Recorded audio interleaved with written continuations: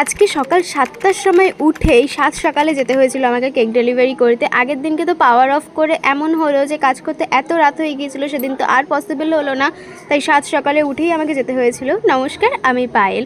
আজকে দিনের মতো কাজ শুরু করে দিয়েছি, তবে সকাল সকাল ওঠার একটা বেনিফিট রয়েছে, কাজগুলো না অনেক তাড়াতাড়ি কমপ্লিট হয়ে যায়। যেমন আজকে সমস্ত ডেলিভারিগুলো বিকেলের মধ্যেই ছিল, রাত তো করা যাবে না, তাই আমাকে একটু কাজ তাড়াতাড়ি করতে হতো। আর আমি কাজ করছিলাম, এদিকে আমার ভাই নিয়ে চলে এসেছে জগন্নাথ ঠাকুর। ওইটাও বানিয়েছে, স্কুলের স্যারকে গিফট দেবে, তার আগে ওর আবদার ছিল দিদি এটাকে ফটো তুলে তুই ফেসবুকে পোস্ট কর। তো কতটা সফট হয়েছে স্পঞ্জটা দেখো। আজকে এগলেস উইথ এগ দুটোই ছিল। অনেকে আমাকে প্রশ্ন করে দিদি তুমি কি শুধু এগলেস করো? না, দুটোই করি, কারণ আমার যে ক্লায়েন্ট বেসটা আছে সেখানে বেশিরভাগ ডিমান্ডই উইথ এগের থাকে, তবে তার মধ্যে যারা এগলেস চায় তাদের জন্য এগলেসও বানিয়ে দেওয়া হয়। শুধুমাত্র বছরে একটা সময়, যেটা জন্মাষ্টমীর সময়, তখনই পুরোপুরি সেপারেটভাবে কাজ করতে হয়, অবশ্যই ভগবানের ব্যাপার।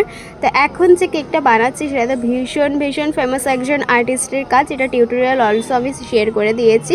ব্রাউনি বানাতে তো আমার ভীষণ ভালো লাগে। এরপরে ছিল একটা রেড ভেলভেট ব্রাউনি অর্ডার, যেটার উপরে এরকম কাস্টমাইজ করে দিতে বলেছিল, তো তোমরা এরকম কাস্টমাইজেশন করেও কিন্তু নিতে পারো। আর কাজ করতে করতে 14 বার কে কাজের জায়গা ক্লিন করো আমার মতো একটুখানি বলো তো। সব গুছিয়ে প্যাকেজিং করে নিলাম। আজকে সব কেক একবারে নিয়ে বেরোবো ডেলিভারি করতে, কারণ বারবার আসা যাওয়াটা খুবই প্রবলেম হয়ে যায়, তো বাবার সাথে একবারে সব নিয়ে বেরিয়েছি। সন্ধেবেলাতে গিয়েছিলাম গল্প করতে, সেখান থেকে অনেক গিফটস পেলাম, আর আমার তরফ থেকে ছিল ছোট্ট ট্রিট। এইভাবে খুব সুন্দর দিনটা কেটে গেল। সবাই ভালো থেকো, রাধে রাধে, টাটা।